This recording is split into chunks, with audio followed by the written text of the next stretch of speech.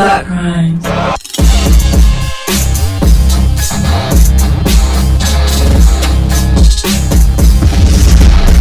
This country wants to keep me down.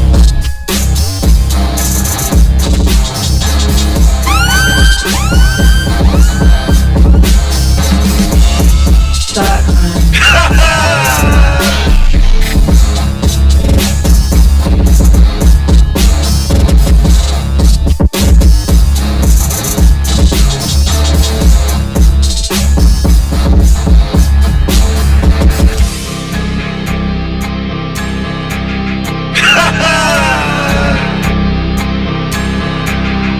For Black Dynamite, I sell drugs to the community.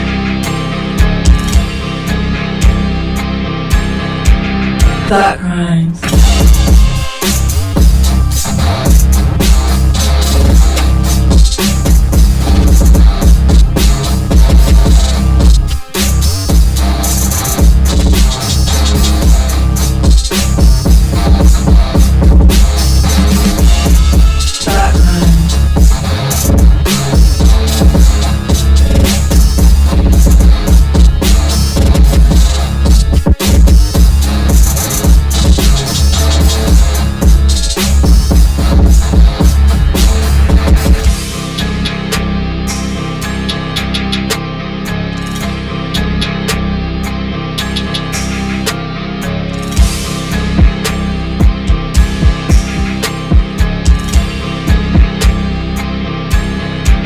Thought crimes.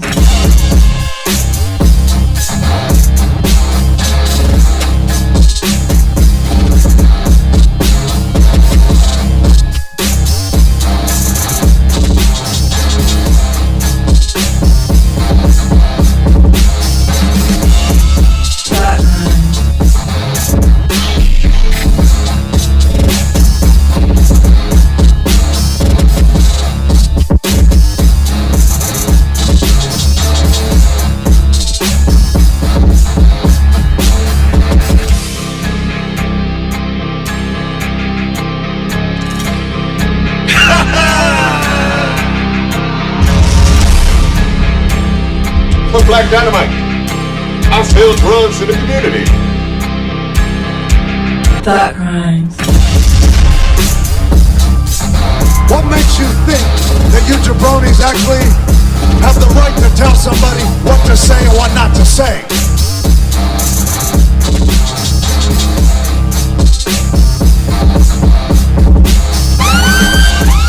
Thought crimes.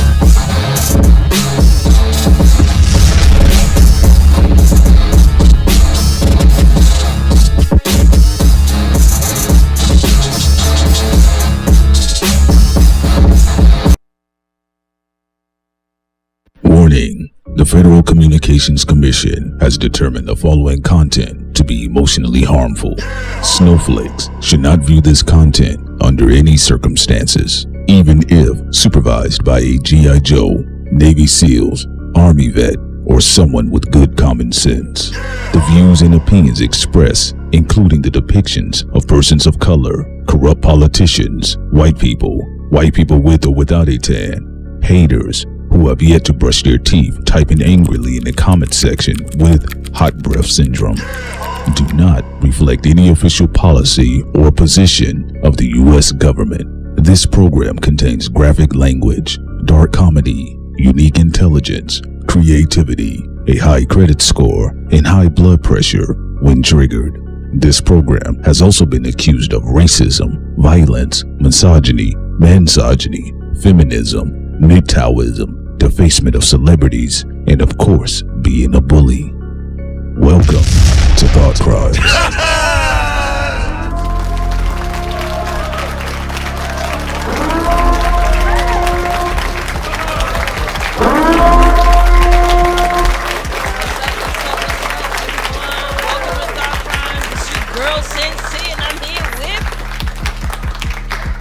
I'm here with no mic. He don't have no mic. He is not ready. Come on, nigga. We gotta go. He don't even have his shit plugged in. What's going on, Prince Solomon? We on this Chirac beat with no Prince Solomon. Come on. Yo, what's up? What's up? Prince fixing his mic right now. What's up, everybody in the chat? Gang, think tank. What's up? Think tank. What's up? We're happy that everybody's in the chat. Let Prince get his shit set up. But yeah, we was on there. Oh shit, Prince, what's that? Yeah, there you go. Oh my That's God. what I'm talking about. All right. See that? We was The voice there. of God is in the building. We was there with Kwame Brown and Hassan, but I want Prince to introduce himself. Let's start this all over again. All right. Welcome to Thought Crimes, everyone. We're here. My name is Sincere. For anyone who knows. Listen to that, And I'm here with. I saw the check, nigga. Yo, this is your man, P. Solo, Prince Solomon, King Carter in the building. We are here live, and of course, Hassan has eloquently said, "Thank you, sister, for holding it down, beautiful black queen." That's what I'm talking about. You see how Sin caught that? Man, you dropping clips everywhere. I got it. She said, "I got it." So anyway, yes. So we were there. All right. This was. Let's see. What do you got in the title, baby? You got Kwame Brown and Hassan. Oh my God. Talk You about. shouldn't start something. Whoa. You can't finish. So let's give it out to King Kwame. Let's go and give it up to King Kwame on that. And I hope y'all can hear this too. Let me turn this up a little bit. How we sound? We sound good? See, you sound good? How your headset? I think do I sound good? If we sound good, I hope we don't sound all garbly and jumbled up like Blog Talk Radio. Look, mic check. Turn my mic up a little bit. Turn that mic up. Just a little bit. I ain't gonna hold you down like boys. Ew, that's just gross. I'm sorry. Please. That even the thought of that makes me Yes. But, so basically, Hassan Campbell made a video, did a live stream about Kwame Brown did too, and basically went in on Kwame. He called him Boule. Called him Boule. He said, "Did you take the oath?" Alleged all these different things. I don't have anything against Hassan Campbell. I don't have anything against anyone, but this is what I will say. When you start talking about someone and you give inaccurate information about somebody who has never said anything negative about you, if they don't accept your apology, It's okay. They have every right to. It's in the And Quran. actually, if you feel that what's the point of being there, then you should just leave. In fact, I personally think it was embarrassing for Hassan to still just stay there and talk over people and all this other stuff. It's somebody else's platform. Like when Prince and I, when we guest star on other people's platforms, we've done it a few times, not often, but the few times that we did, They couldn't catch us though. we abide by Don't get me. those people's rules, whoever is the host, because when people come on our show, we expect them to follow our rules as well. So As if we were taking calls. I just think Hassan made a lot of errors, and I have more to say on this, but I want Prince to hear his thoughts real quick. Yeah, so okay, so here's the thing about it, y'all. And you know, Hassan Campbell, he's had something tragic happen to him in his life. And I'm gonna keep it real with Mr. Campbell for a second. One of the main reasons why, and if any problems that he's dealt with, it's kind of been in his tri-state area for the most part. And usually some of the conscious folks, or that whole pro-Kemetic culture that he comes from, also with the Bambata and the Zulu nations and The all that Sai shit, Nettas, all of the Sai, all of the Saras cities, that goes on in yeah, that a state. lot of people that used to be real popping in 07, right? So in his backyard, Hassan Campbell's caught most of the critical smoke. Most of the people making fun of him, talking about him, and everything else. But for the most part, many of the black male delegates have largely left this man alone because we was like, that's some stuff he went through. And we know people that have went through things that Hassan Campbell has went through, right? Now, this is what I found very interesting about these two individuals, all right? And this is what I mean, because Kwame Brown was merely responding. He was giving him basically that feedback energy. He was giving him that hit him up to his who shot you, all right? All right, that's what he was doing. But here's what was interesting I found. Both of these men, at the time when they were boys, young men, you can say when Kwame Brown entered the NBA, he was a young man, right? 18, 17, up in there in that space. largely for the most part violated by adults when it came to his reputation, saying that he was a failure even though he reached the 1 percentile athletically, that most people don't even get into that space. And then here you have Hassan Campbell on the other side of the game as a young boy being violated by somebody who people consider a hip-hop legend, right? And what I found interesting is it's not even so much about, okay, Hassan Campbell, he did say, I apologize, but it was more like, all right, I don't want to have to deal with this. I said what I said, I'm a grown man, I want to move forward. But the whole thing, I want to move forward and break bread.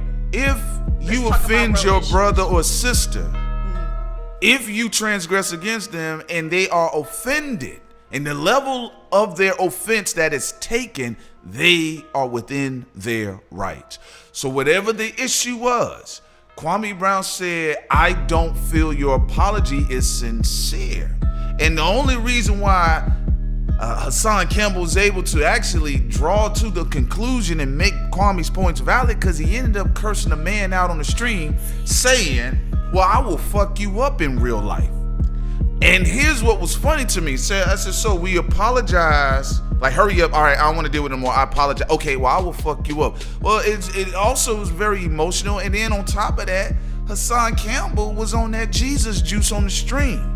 So not only was he irresponsible with his mouth, his behavior, he's been irresponsible with his platform. He did say Kwame Brown took the oath. Well, to a conspiratorial community, what do we think when we say took the oath? Somebody ran up in your backside.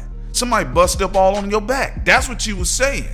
So Kwame Brown paid attention to all of that. So what he was saying is that I don't feel we've resolved anything. You're telling me I as a man have apologized, so you should shut up and go and accept this apology, and we need to move forward. And that's been a huge problem within our space. Yeah, and this is observations. This is not to attack Hassan personally. No.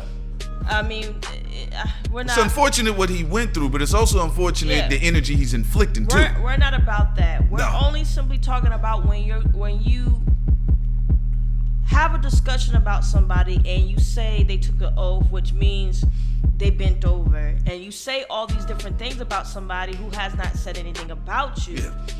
And instead of having a conversation with them, emailing them, asking them what they do to the community, observe them, analyze them. The problem of Hassan is he was emotional. He went and talked about somebody and then was angry that person did not accept his apology. And then from the optics does look bad, Hassan. It makes it look like you went after him for clout, and you also went after him because you wanted to prove a point that you said things first. I just want to address this real quick, and I am interested in what people say in the chat and also what Prince has to say on this. Unless you create a new thought, philosophy, unless you create a song or a movie or something, you have no ownership of things that you do not create. So for example, let's say if Dark Crimes was the first channel that told y'all about sickle cell. There's the scientists talked about it, but you never really heard it be talked about before, like on Dark Crimes. And then let's say other YouTubers started to talk about it, and we said it here first. Man, I ain't got We time for don't own that discussion. You can't say you own a discussion when people before you, just in other spaces, have talked about these things before. Just because we have brought it to a greater audience doesn't mean we own that. And if someone bigger than us also talks about that, It is what it is. we can't shoot at that person and get jealous because they're getting the views. And if you're truly true to yourself, you just want that topic to be talked about. Period. The problem the problem I have with certain commentators on YouTube is anytime somebody talk about a real discussion, they always scream, "I'm the first one to do it." No, you haven't. If you even look at people talk about the boule, for example, you have plenty of people in our communities, for example, and authors who've already discussed that. If you talk about the industry, anything you can think of about politics, communism, capitalism, crony capitalism,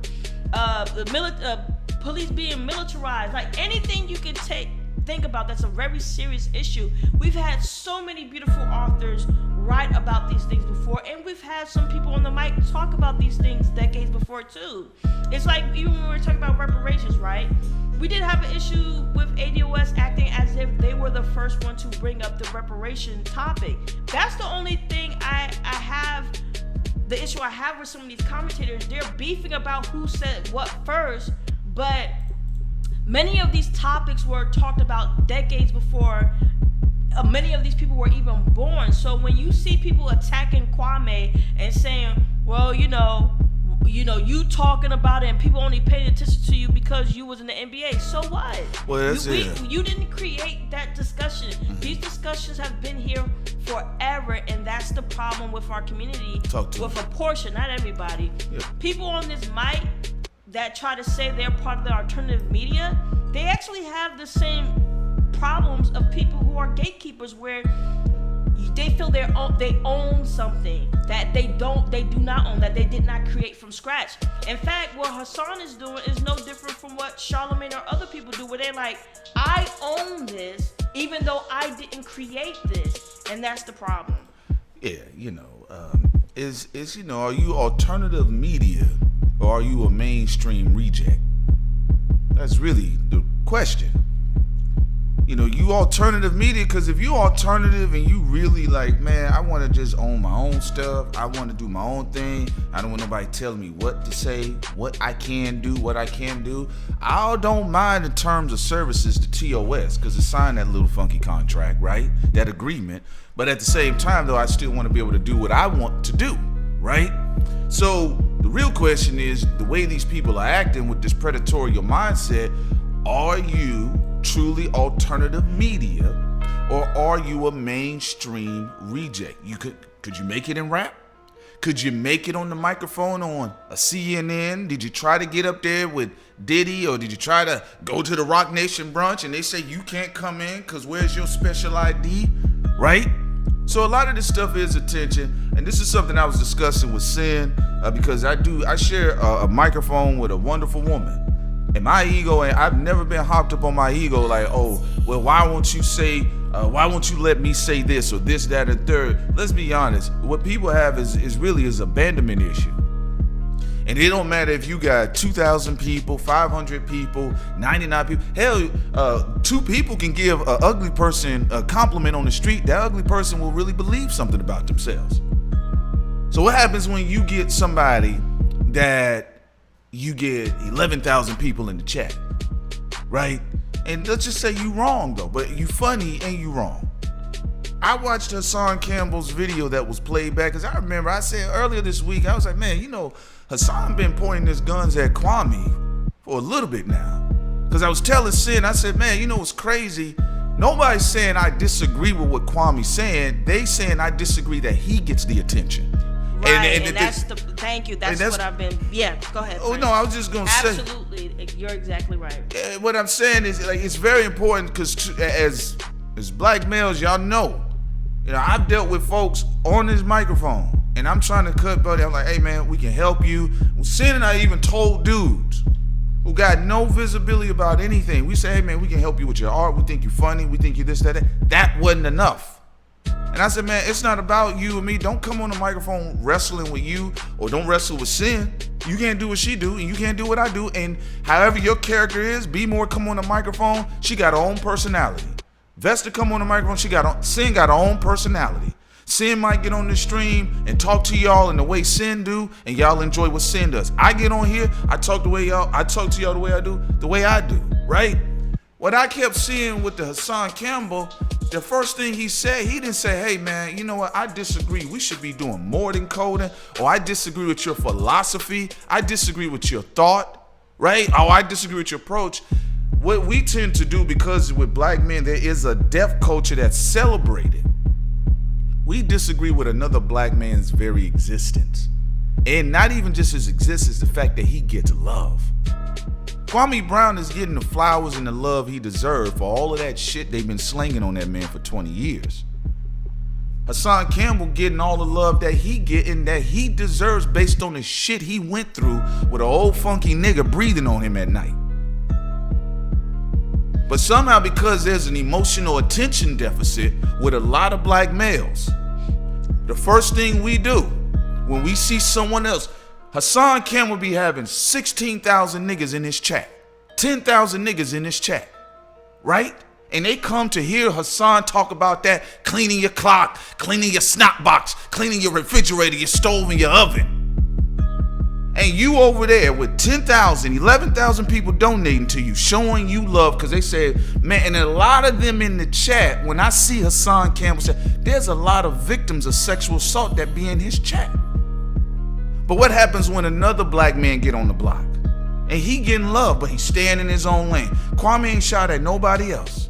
He ain't say, I created all this by myself. He ain't been he ain't been flagging niggas down about their videos. He ain't been doing none of that. He never said he owned any of this discussion. The only thing he said he owned is defending his name. That's it. And that's what we have to be mature about. This is a great opportunity to highlight something.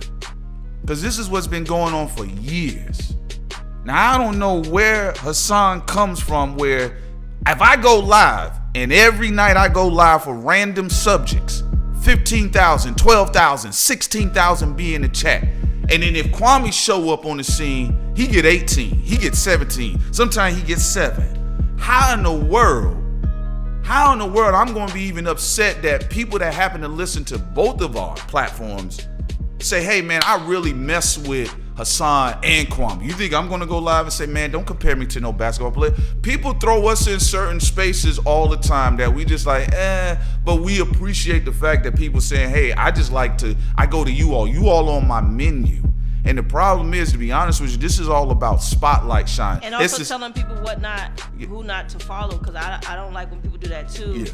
It's like when people was on our channel and they thought, by criticizing somebody, we're saying not to go to their channel. We have no right to tell y'all what to do, who to listen to, where to go. Y'all have that freedom. And unfortunately, another thing I didn't like what Hassan did is he was saying, because I'm a bigger victim, people should be donating more to me, or people should be supporting me more. And I'm the one who started this, and I'm the one who talked about this. Like, that's not how things work. You're not supposed to say you deserve something because you was victimized by Bambaataa. In fact, what you should have did, like what Prince did earlier, you could have just emailed Kwame and said, Kwame, I want to have a conversation about how young black children are trafficked or sexually violated, young boys in particular, because that's your experience. That would have been really great, and you could have got on his platform and y'all could have been talking about what takes place in these communities when kids are violated. But because you went the other route, because of the jealousy, because you felt you own certain topics that you don't own. That's what led you to your to this engagement. Yeah, it is. No, you're right. And I'm gonna be honest with you. I saw Hassan Campbell apologize several times before, but I just say it like this. Sometimes you have to see through people's bullshit. And the real conversation is, the real question that he asked me, he said, well, why did you even get started in the first place? Because their two chapters, ironically, they go hand in hand. Okay, Hassan Campbell, you was violated, right? And if Kwame was really on some bullshit, like a lot of them dudes that come from that tri-state area that felt like making fun of Hassan, the first thing they did was went to Hassan Campbell's past. You had guys online making music videos about what happened to him as a little boy, sending out. We didn't think that was funny. And Kwame didn't think it was funny either. He didn't think it was funny, but the crazy part about it, young boy was violated. He talking about young boys and even the children, young boys and girls reading on 4th grade levels. What do you think happens to those young illiterate children? At least I've seen illiterate kids or kids that are vulnerable. They have been sexually assaulted. And it's not even, here's my thing about it. And I'm going to say this, if Kwame if he was doing that to me on the live stream, after I apologized, I would say, hey, all right, Kwame, homeboy, I gave you what I needed. You know what I'm saying? Hope you accept the apology. If you don't, that's fine. We don't have to mess with each other. Let me back on up out of here like a U-Haul truck and get off the stream. But the ego was insane. One part of Hassan's face, he was looking like I really believe He regretted saying it because now he's looking in this man's face and he cannot answer the questions of why he popped off like that in the first place. He knew he messed up, which is why humility is a motherfucker if your ego is ridiculous. See, somebody that, you know, if you receive humility, some people can take it on the chin. But if you one of those hocked up people, it hurts to get humble. And to be honest with you, I'm gonna tell you what I saw. I saw a grown man sitting another man down like a school teacher. And you know what happened? Hassan Campbell had a temper tantrum. Y'all ever see when the teacher sits a young kid down and then the kid get up and try to fight the teacher? Hassan Campbell said, basically, he said in the middle of it when he said, look, I ain't kissing no ass, I'll knock you the fuck out. Homeboy, I don't know what the size metrics is on Hassan Campbell. I know he wide and big, but homeboy, you talking to someone that's 6'11". And that's another thing, we don't read the room well. And I'm gonna tell you something, when I saw Hassan Campbell show up on that live stream with that liquor in his hand, I said, he nervous. He nervous. Because you know when you mess up as a man or a woman, you know when you mess up, you start doing all this little stuff to try to hide that fear. And that fear came out when he told Kwame Brown that I will knock you the fuck out. That fear make you say some dumbass shit. And all Kwame says, you don't want them problems. But he never even in the middle of that heat exchange, he still didn't hit him in the vulnerable spot. He didn't say, hey man, that's why you got touched when you was little. Which a lot of people have thrown that on Hassan Campbell. We've heard people that claim that he just got done talking to was mad at Hassan Campbell because of the views he gets. But Sin and I, we like, man, do you know what happened do you even know why somebody shows up to Hassan Campbell's live stream?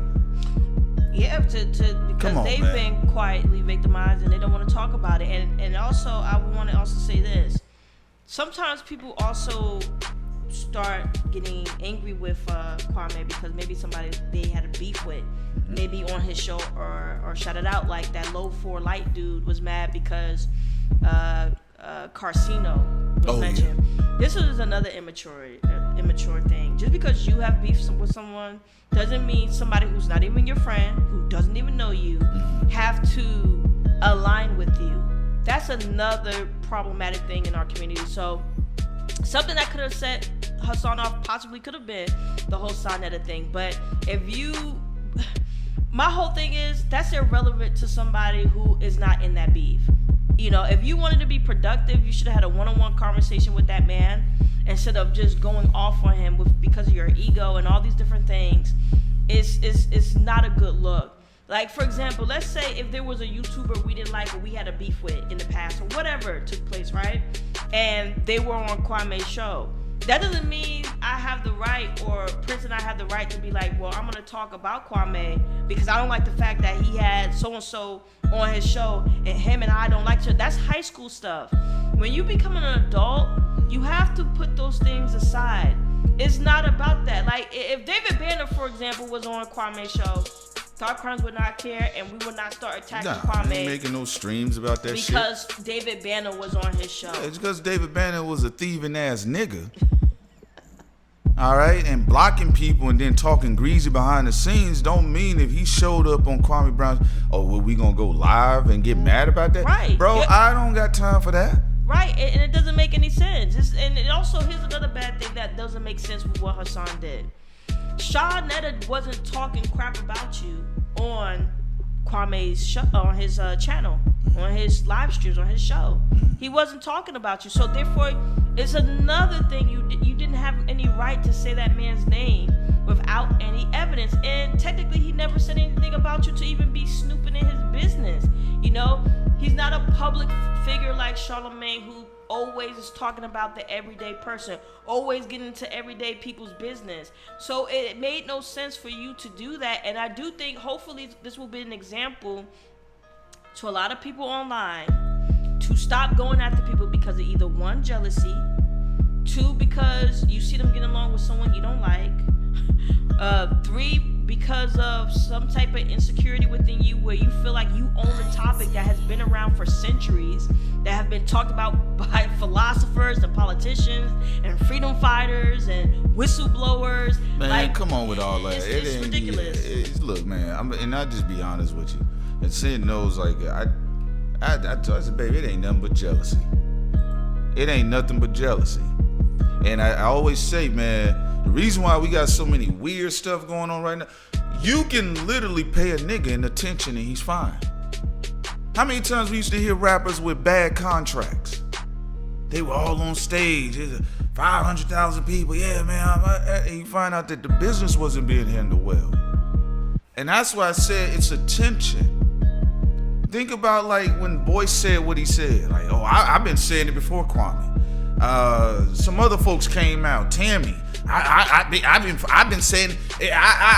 Again, the eyes have it. And even though they complain about, well, why we only just get a Jay-Z Nas? Why we always just get a Oprah? Why we get a Michael? Why we just get one Whitney? But then they do the same process themselves, a process of elimination. You know, so it's like, man, so you can't go to Hassan Campbell's junk, you can't go to Kwame stuff, you can't go to all these other people's stuff as one, and then you guys complain about, like, oh, why we got one show, why we got this, because they understand that's exactly how you traffic, that's exactly what you do. Cannibalism. It is, it's cannibalism. Shouts out to Black Bomb too. They say, where was that energy for Africa? He sounded mad hungry and homesick for that Big Mackin' and that Bada Baba on Pokemon ass. Oh, I got you. Well, I think he said, he's thrown out the Bada a lot. He gave Bada that energy. I just go ahead, Prince. Yeah, I was gonna finish. It's just not done yet. It says, can't believe he asked Kwame if he was gonna pay for his hotel. Sucker shit. Well, we appreciate you very much. Support us. Financial backers and the crackers. You know what I'm talking about? I don't know what that was about. I'm gonna keep it real with y'all. I think you need to go to seek a therapist. Also, Fitzroy says it's called situational awareness. When humility dog walks your ass. He was getting, look, man, Kwame was walking his ass down in the ring like a boxer. And here's my problem too. Shouts out to Fitzroy too, always a wonderful supporter. Support us. Financial backers and the crackers. You know what I'm talking about? Another thing that, like, Sin and I, we just didn't like. I'm gonna be honest with y'all. Hassan Campbell looked scared to me. He did. He looked scared to me because think about this. You can pretend to be alpha. You can pretend to be, I'm a hard street nigga. I'll put you under the box, wrapped in plastic, under the coffin, right? But look, I told Sin this. I said, look, sweetie, Kwame Brown is what you call textbook definition an alpha male. And there's nothing wrong with identifying that. In fact, my problem is I don't feel we have enough of that energy versus this man boyish Charlemagne energy, or even what we got with Blueface getting a fucking jeweler store tattooed on his head, right? So what has happened is this: you've had a lot of boys in this industry and this culture that have followers. Man, you can be a bitch ass nigga with thousands of followers, people. You can be fake with thousands of followers. So you got a lot of people with followers. You got a lot of people that play games. And I really believe when I looked at Hassan Campbell, he was very aware of what the fuck he did. The problem is not wanting to deal with the consequences. And he didn't want to get off. If you feel like you apologize as a man and that's your philosophy that men apologize, you should have got off and left it there. Instead, the fact that you stayed on it that long, it makes it seem like you wanted the views, you wanted the attention, you wanted to try to turn the tide back into your favor, and it just didn't work that way. We also got a donation from 78. We appreciate that. Hassan will apologize. Then days later start talking crazy about you again. This is the real reason people come at him. Hassan is a troll. I don't know. Support us. Financial backers and the crackers. You know what I'm talking about? I really don't watch Hassan's video like that. I'm just being perfectly honest. For me to give him that type of characterization, but I will just say what we saw right now just doesn't look good. And Prince, you brought up a great point with Tammy. People was like Tammy and Kevin Samuels do the same thing. No, they don't. Kevin Samuels don't go into politics. He's about image. You know, he started off talking to black men about take a bath, put deodorant on, stop blaming women that you can't get a female if you don't have the job, you don't have the credentials, you don't have this and that. Eventually, he started doing the same for the women, and of course, because with feminine energy, a lot of times it's gonna blow up even faster because women share stuff a lot. So yeah, they traffic different. So when he started to do this, give the same advice that he was giving men, it just blew up, and people were trying to say him and Tammy is the same. No, it's not. Tammy had a lot of violence in his critiques. He was very belligerent. He was very aggressive and angry and bitchy. And just all these things that is just very toxic.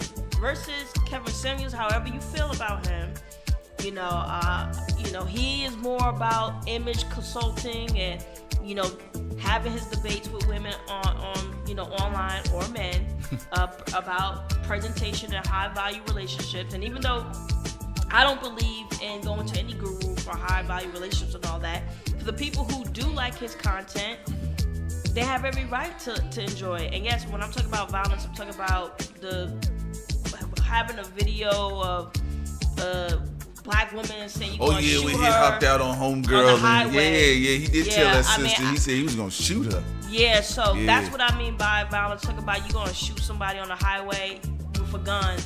That's despicable to me. However, any other people feel about it, that's your business. Yeah. And I'm not saying I'm sticking up for Kevin Samuels. As a person, I don't know him, but what I'm saying about his content, that's what from what I've seen, he stays in his lane. So I don't see how or why people always compare them like they're exactly the same. They're an ocean of differences to me. Yeah, it is. You know what? And I'd say this again. Yo, fear is something. You know, like this is one of the, look, man, this is why we got a lot of these trolls online. And they, guess what, folks? Guess what? They happen to be men or man boys. Cause I thought it was interesting. I'm looking at Hassan Campbell. I'm like, all this, you know, I went to prison for murder, and I'll clean your dishes and rock your snot box and change your bike tires and all of this stuff. I'm like, all right. Cause this is what I asked about Steven Jackson. Things like that irritate me. Cause how I grew up is that if you feel you're being antagonized, if you feel you're being bullied, or if you feel somebody's running your name down in the ground publicly, you confront them, right? So you had that opportunity. So I'm looking at Hassan, you know, 4-chain wearing Campbell. I'm like, all right, let me see what he's doing. Because he already got a strike to me, but I guess I can't prejudge. But you already striking out when you coming on the stream drunk. It means your brain, you're gonna be inebriated. Neurological responses, you might liable to say anything, right? But when I saw Hassan, he's getting nervous, he's pushing his glasses on his face more than usual. It's a nervous tick, right?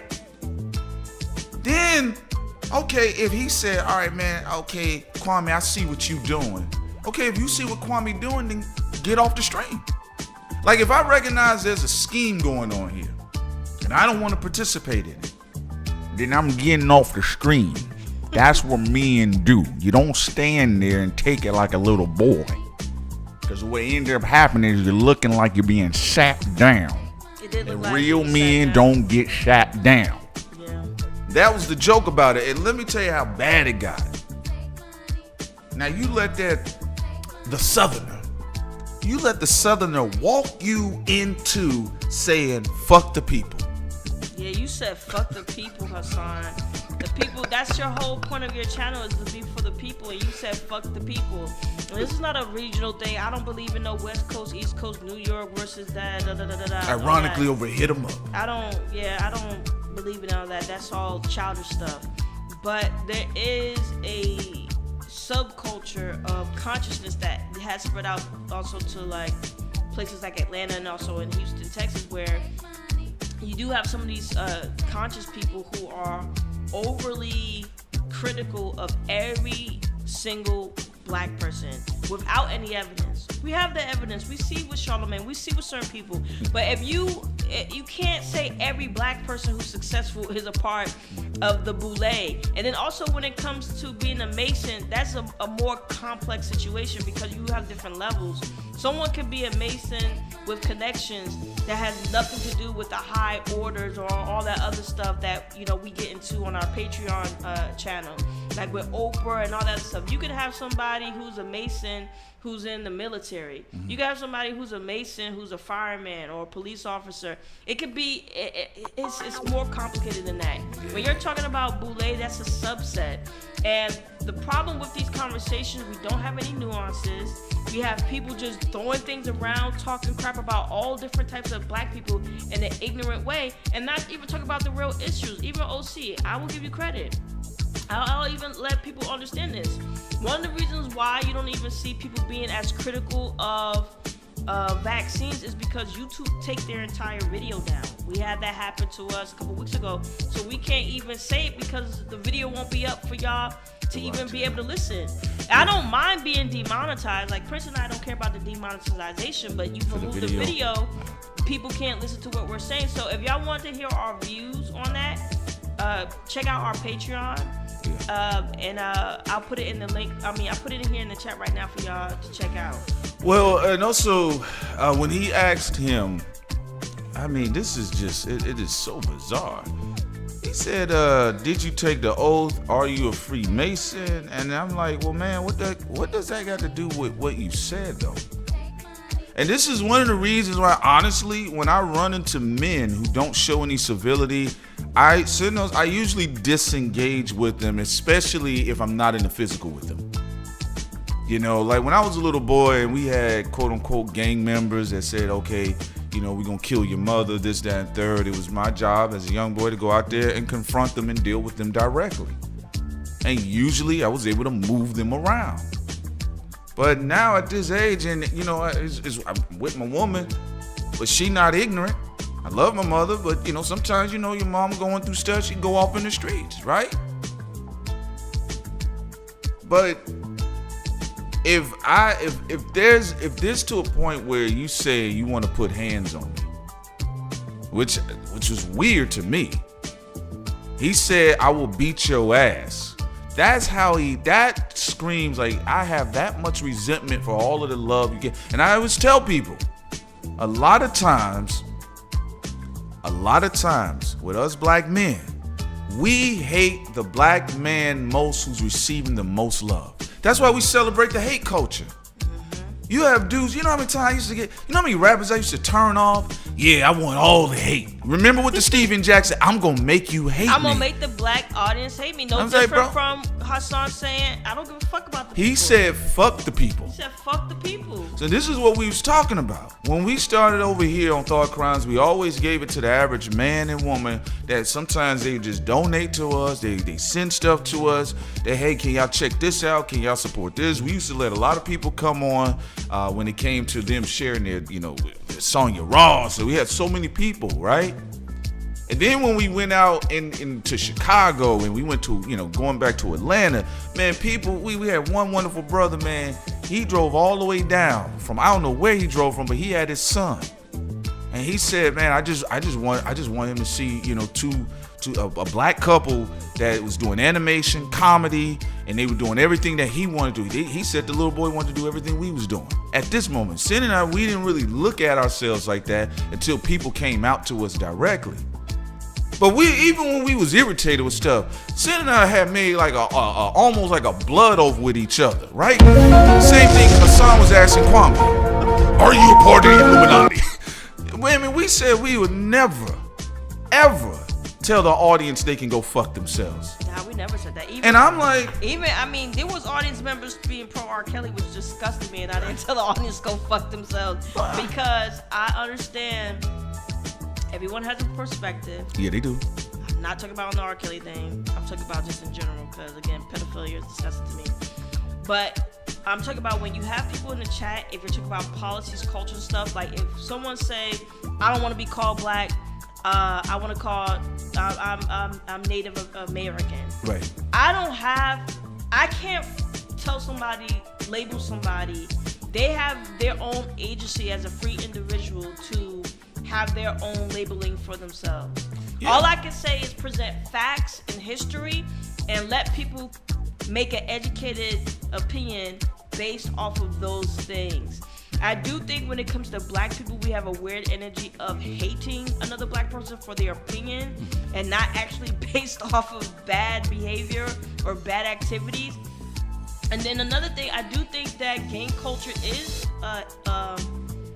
it is toxic. Praised too much because people forget you have gangs that are activated to assassinate different individuals in the community. You have gangs that are activated to drive up the murder rate. So government institutions can have a story to paint to the public and to the mainstream media. So black schools can get defunded. So black cities can get torn down.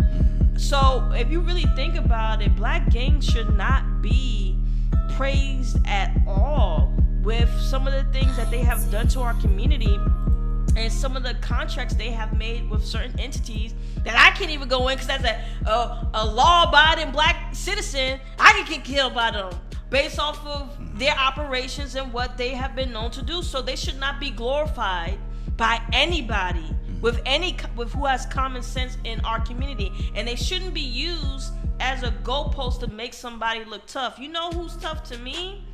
A black man or a black woman that defends their community. You know what's tough to me? Someone who take care of their children. And I know Hassan takes care of his children, so shout out to that.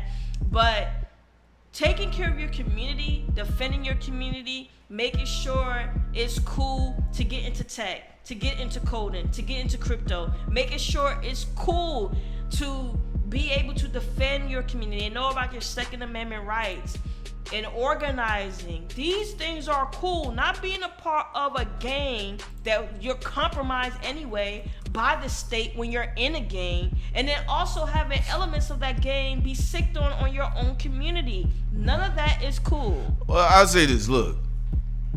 The only thing I'm just trying to figure out what made Hassan Campbell feel comfortable enough to say, I want to harm another black father.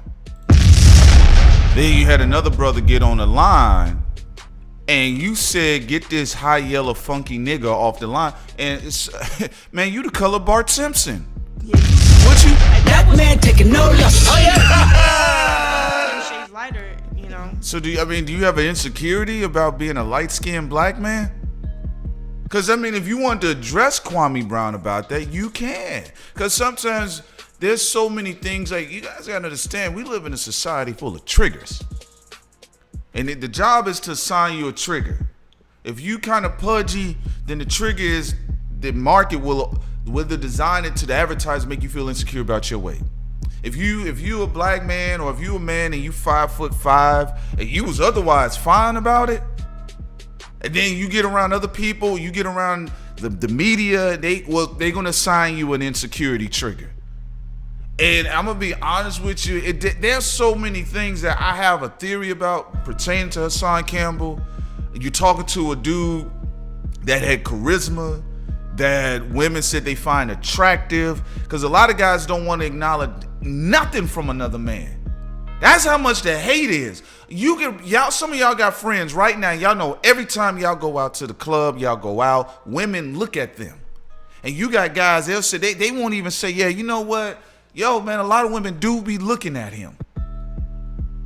Hassan Campbell was so triggered on so many different levels, but I thought it's as bad as it may have appeared, I think it was a great example, especially coming from the quote-unquote space where people consider these two men, quote-unquote, more of awareness in a certain space. Look at what Hassan Campbell did. And then you don't even have to go to criminal culture. Because really what Hassan was saying also to me, like I said, I'm just going to boil it down to what it was. Jealousy. You jealous, and even what you said about the man's background. Well, you know, he was hinting, I had to get it in because I looked up to Big Meech. I had to get it in because I was in street. You, on the other hand, you were pampered. The NBA picked up a pampered little boy. And then when when Kwame said, well, I've been through homeless shelters, I've been through a lot of stuff, we've been through a lot of trauma, I worked hard. Hassan Campbell didn't even want to acknowledge that. He wanted to feel like, okay, nigga, you popular, people like you, but my background's realer. Because that's what I said, we get that hyper-competitive Django shit. Y'all remember in Django where they had the scene where Mr. Candyman, he had the two slaves on the floor fighting over a Heineken bottle? And now some of my folks, and people were mad because it was Quentin Tarantino. I said, well, he is a white man. This country wasn't it. The rules were structured based on the biases of white men, right? So why wouldn't they put it in the art, right? So we got such a hyper-competitive culture.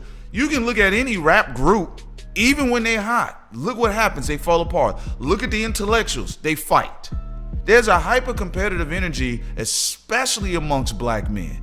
So instead of Hassan being content with, at times even getting up to 20,000 people in chat, he said, fuck the people when he get 16, 15,000 people in chat and they always donated to the nigga. They always donated. So you saying fuck them, right? And then when Kwame said, well, some of your audience members are here tonight, Hassan he didn't even like that. There was so much of possessiveness.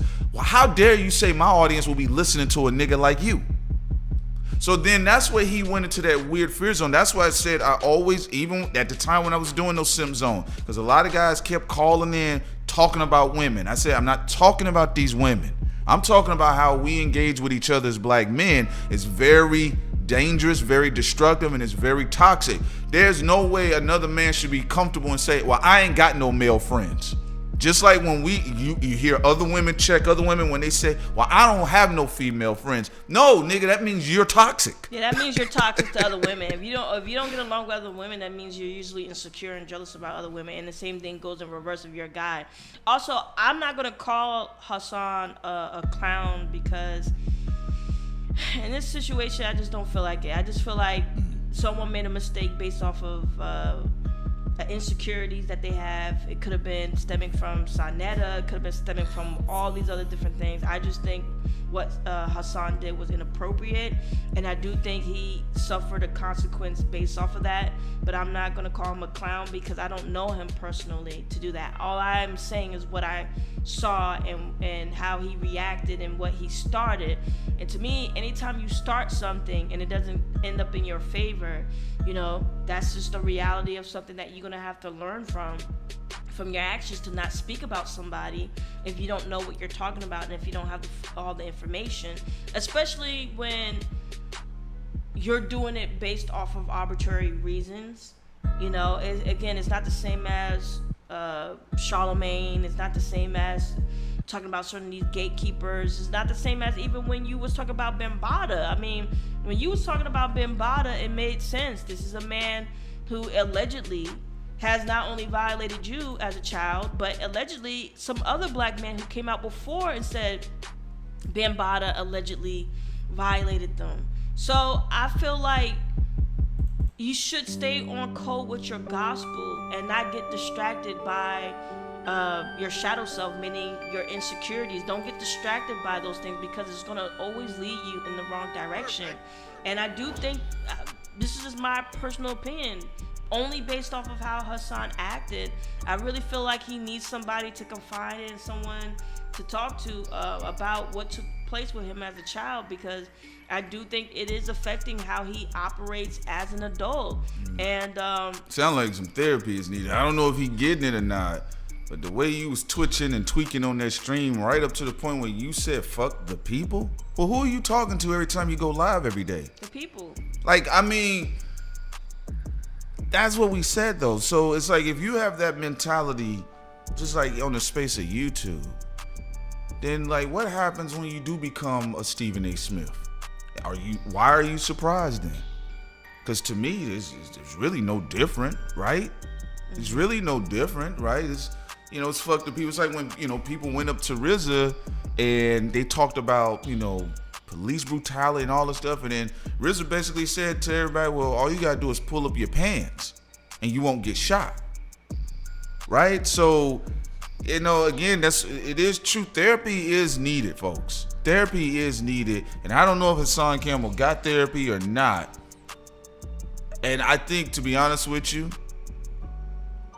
I mean, one part, some people may say it was good that we can see people like Hassan Campbell. The other part of me think like you should have never flicked up that live stream. You should have never answered the call then. You have to have forethought. And you should not have recorded the video because look, what was the point? When Kwame Brown played the video, because a lot of people, there was some folks in the chat, most of the people were agreeing, but there was some people like, well, Kwame let it go, but he was highlighting a point. You got to understand, when Hassan made that video, he put another rumor out there about Kwame. See, people's like, well, why won't Kwame just accept the fucking apology? You're not listening. The man put out another rumor out there. When you open up that mic, you're basically being heard even overseas. Because remember, we're on social media. You're not just being heard in the United States. You are going everywhere, and you're putting out another rumor. You're saying this guy is a part of this boule. You said without any evidence, only because of arbitrary reasons based off of your own insecurity. That is a major drawback. Yeah, because you said, because I watched the video, because you know Sin said, oh, so like they got it. I was like, yeah, it's some Hassan been throwing shots for the past week or so, and I felt at some point in time Kwame was going to respond, right? And he did exactly what I would do. I would have you to call in after you make something like, because I know you'd be stupid enough to call in, right? And if you're principled and you're thorough and authentic, usually the other person displays fear. Somewhere in their game, that facade, it shakes. It don't matter where they from. Who cares about the regional shit? If you fake, you will be exposed. And to me, Hassan didn't sound confident as he did when he made those declarative statements saying, oh, Kwame's an agent. He said Kwame's a part. Everybody took the oath. Everybody got their back busted. And also, before we go into donation, because I'm happy that you donated, but I just want to say this real quick. Also, you can't make a whole judgment from people. Like people allege that Martin Luther King was a part of a order, but he went against that to support the people, and he paid the price of getting assassinated. We forget about JFK and Robert.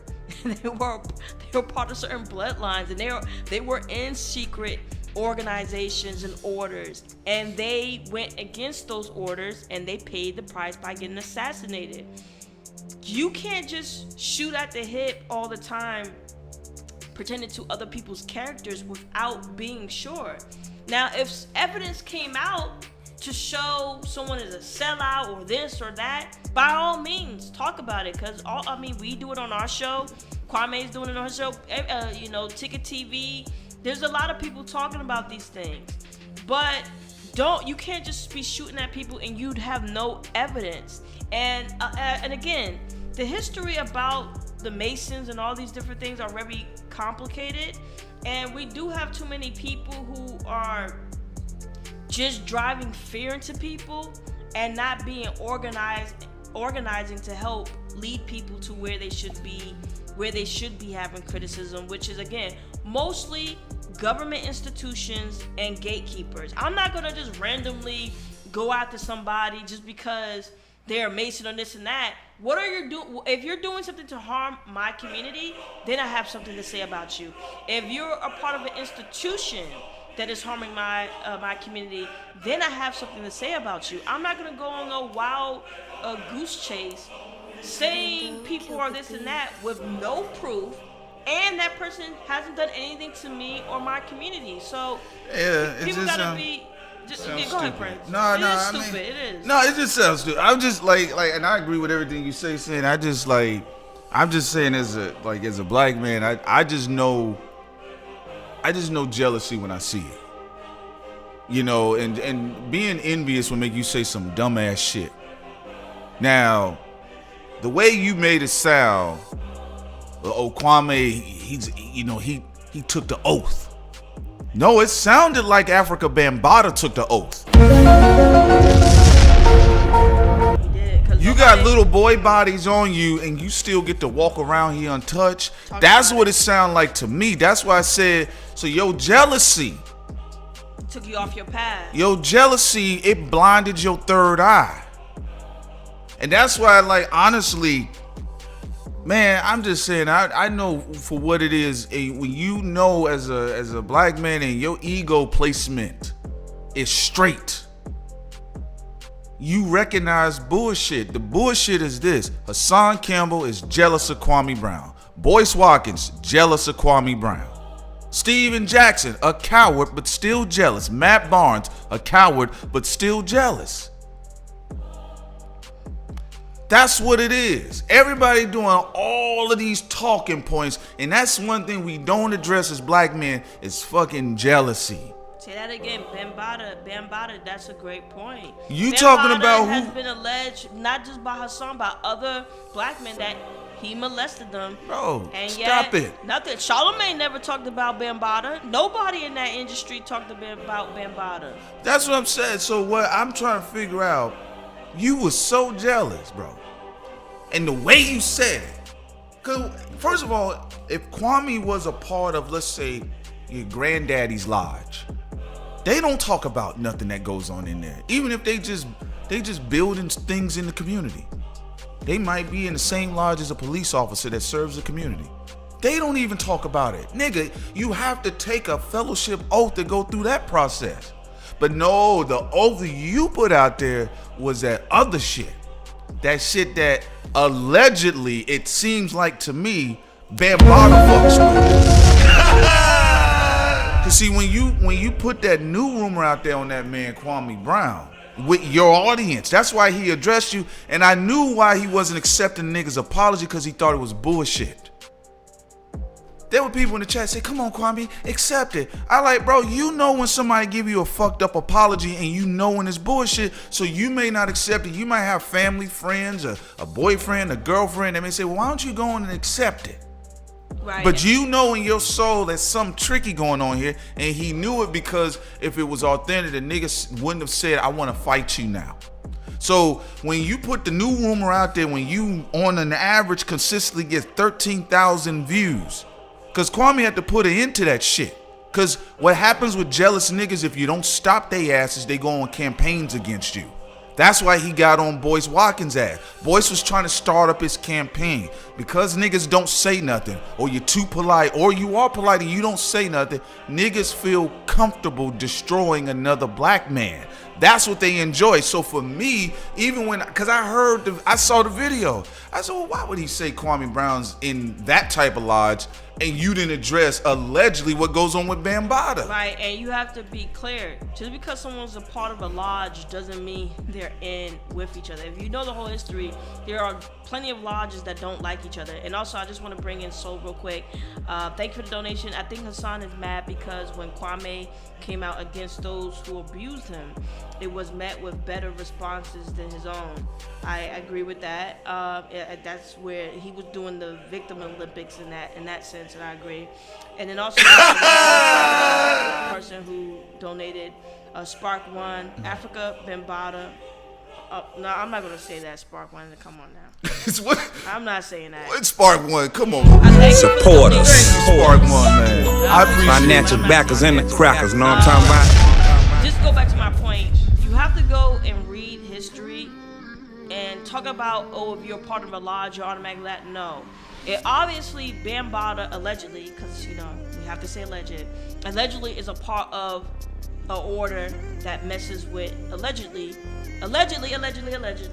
children, based off of what Hassan has said and what others have said. So what your channel is about, if you go out there and you try to connect another man to that same order, and your channel is all about Bambaataa and child molestations and Charlamagne and stuff, he's not dumb. He's thinking in his mind, yo, you trying to put me with Charlamagne and Bambaataa?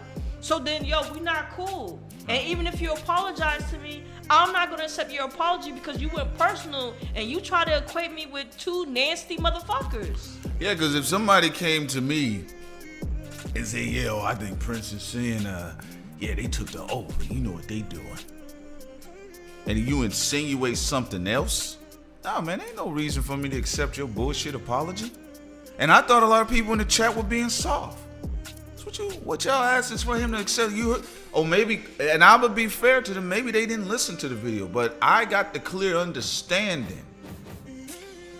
I got the message when Hassan Campbell made that video. You was letting Michael Jordan stepfather you. You let them do that to you. You took the oath. So you saying this big old man was in the back, getting his back ran through? You was out there, you saying that he took an oath where he had to sell his backside? Because that's what Hassan means by the oath. Now, you may go to a pillar of the community, and when they're in your local lodges, they took the oath, they just went through a ritual, put their hand on a book, and then read some rules and got to work in the community. But when he insinuated, because we know Hassan Campbell's history, unfortunately, when you insinuated, your voice of authority comes from a different energy when you put that on another person. Right, because we make it clear when we talk about different orders, we talk about in Hollywood, if you're following Crowleyism, disgusting.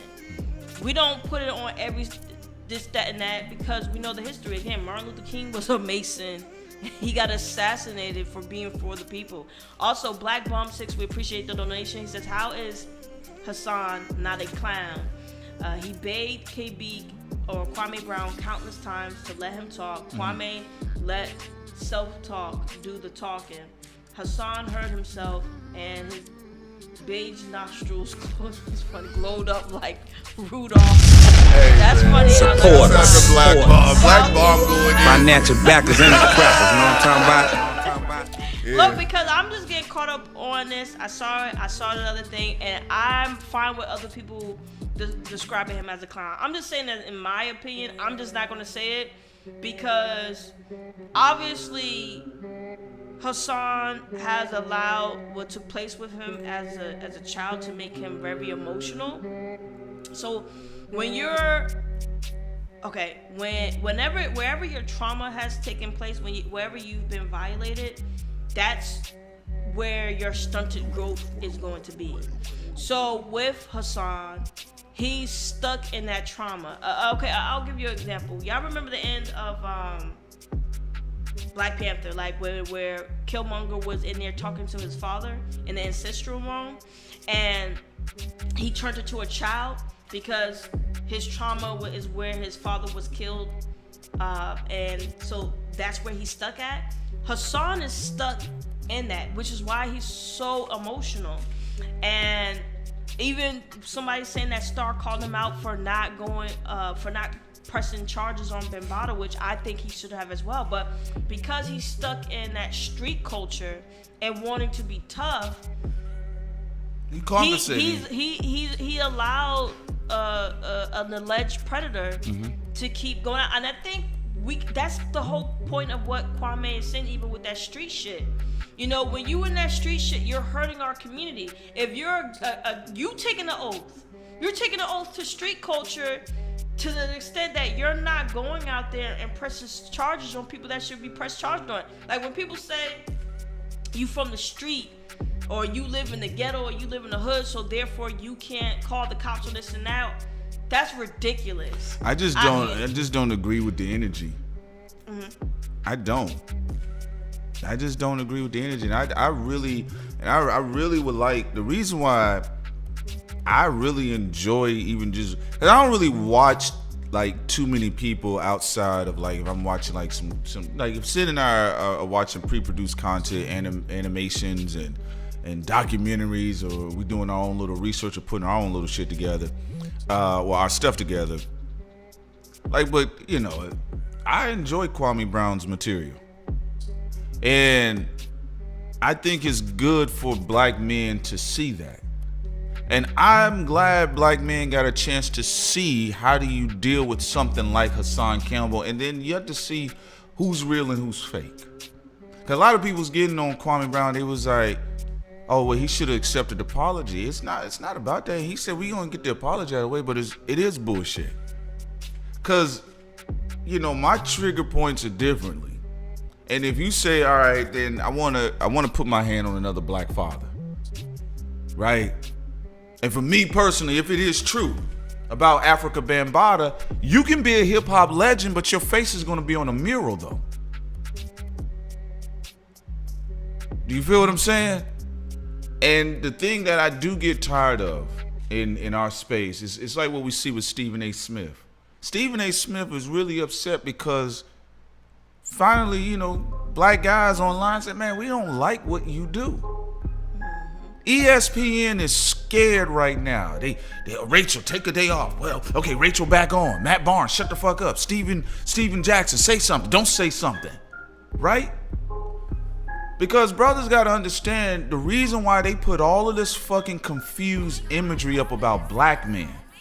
And you always got a corporate infrastructure redefining what a black man is. It's because so we can't focus and see what's bullshit. And I like the fact that people have been paying attention to Steve Jackson's ass when he cross-dressing opinions and ideologies. Right? I love what I saw with Hassan Campbell, that somebody saw someone that saw something spiritual in Hassan Campbell, that you smell bullshit. Right. And the reason why, and you know why people was upset too, and then they stopped. Once Hassan Campbell said, fuck the people, that's what Kwame Brown was smelling at the beginning of the bullshit. It's not about the people then. It's about your quest for vengeance. It's about your quest for being hurt. And if you didn't abide by the street culture, you would have had a better chance at getting this alleged predator, Ben Bada, who is allegedly has been touching young boys. And another thing I want to say too is that you shouldn't hate on Kwame from being from the NBA. I think it's refreshing to have anybody who's from the music industry or NBA or a politician, whoever, and they come from those areas that they worked hard to get in, and they say, look, this area is corrupt. This area has a lot of issues. That's a good thing. Why would I want to shit on someone who's exposing what's going on in that sector that they worked in? That's a really good thing. That's like when you like, for example, with Snowden, right? You work for the NSA, so you must have been a part of the order. He fucking told on NSA, I don't care that he used to work for them. He came out and he blown the whistle on them, and he said, look, they're spying on American citizens. You know, there's cameras inside your TV and your webcam. If you have your internet on, they're looking through it. They're spying on you. Had to flee the country. So I'm gonna say, well, because you work for the NSA, I'm gonna be suspect of you? No, obviously you're not for them because you're not working there anymore. And here's the thing, Kwame isn't an analyst on ESPN or Fox 1. He isn't in the NBA. So to equate him to those things when obviously that's not what he's doing, that's the problem. You did not take accountability for your actions in the sense of saying, look, I was full of shit. You try to play it around and say you was confused or you just thought this and that. That could have been partially the truth. But you should have, the whole truth is you was jealous. And you know what? He didn't accept your apology because you didn't tell the whole truth of why you went after him. You know, this is why we have to be more intelligent when we're talking about people. Well, yeah, it's just, you know, and like I said, man, I don't care who people listen to be honest with you. If you want to keep listening to Hassan Campbell, I don't care. If you say you want to listen to Kwame Brown, both, or you don't want to listen to either, I don't care. As long as you listen to Thought Crimes, I don't really care, to be honest with you. But I just call an ace, a spade, a spade. It ain't for me to make 100 videos about Hassan Campbell.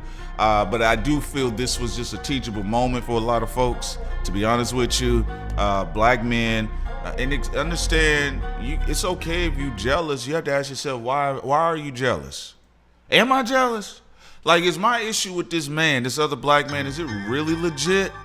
Because I didn't see so many brothers that if another black man got some love, some flowers, working at what they did, and it's their stuff that they work with, that they want to turn up on them, right?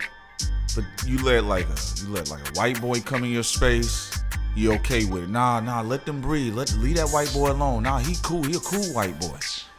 You know, and my only other thing too is like, I just keep thinking when Hassan Campbell said "fuck the people," and then it also reminded me of Steve Jackson when he said, "I'm gonna make you hate me," and that's the thing. Like I said, and that's one of the things like in the rap culture that I never liked, that people work hard to get haters. So that means you work hard to be a human being that's not pleasurable to be around. Like people. It's like I didn't want to have no resolve. I don't want to be pleasurable. I don't want people to enjoy my presence. I want to feel the hate, right? Because I'm full of self-hate. You know what I'm saying? So I just thought it was interesting. You know what I'm saying? Like I said, if y'all want to keep listening to Hassan Campbell, Sin and I do not care. We think it's unfortunate what happened to the brother. I don't know if he's seen. Yeah, I don't even know if he's seen therapy, a therapist or not. But I'm sure if he goes back and look at what took place, that's going to be a session for him to think about what he said. He has to be careful being so judgmental because we understand as a child you was groomed. It's very disgusting what goes on in the music industry and other industries and religions and stuff like that. But you was still seen taking photos with Bambaataa as an adult. And we understand Stockholm Syndrome as well. Mm-hmm. You talked about that. And I'm not going to make fun of you about that. But if someone goes into an occupation and they expect to go in there because they're an engineer or they're great at basketball, and then they find out the corruption that's there and they leave eventually, that doesn't make them a sellout. It doesn't make them a part of no dark order. They're a human being who was feeding their family, who realized the occupation was corrupt. It happens every day to every person. And to nitpick based off of the salary, because this is what's going on.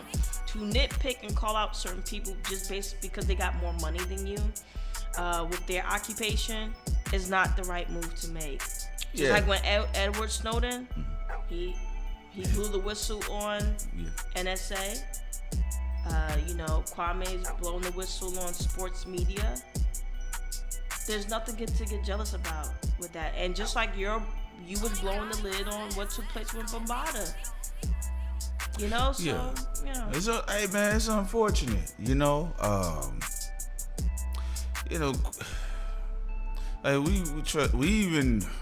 was talking with the director of the documentary that was on Africa Bambaataa, and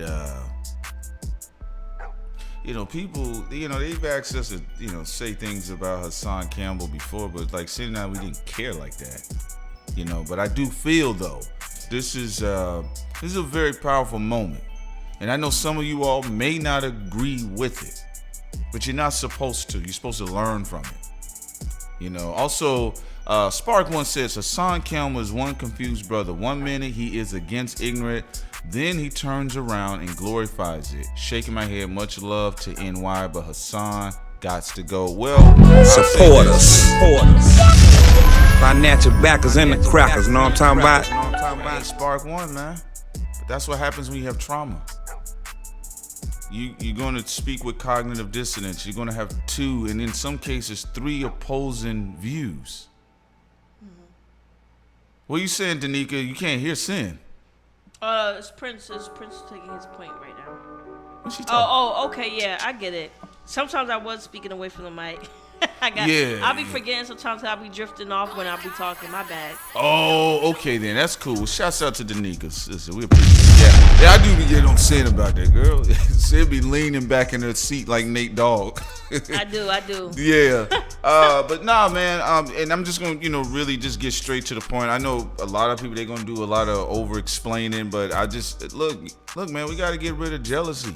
I'm talking about from black man to black man. The beefs with fathers and uncles and hating on the next brother. Because one thing I did enjoy, and the reason why I took Kwame's space, and mind you now, nobody's making Kwame Brown a god. No, yeah. If people want to have constructive criticism, that's fine. Yeah, people got to understand, man, just because you say you like someone or for their commentary, what they say, I think Kwame Brown is the perfect authority to speak on the NBA and how they treat black athletes. We have a close associate whose son went through the whole NFL program and everything, and she talked about the same stuff Kwame's talking about. You're just getting firsthand information from him. And it is true.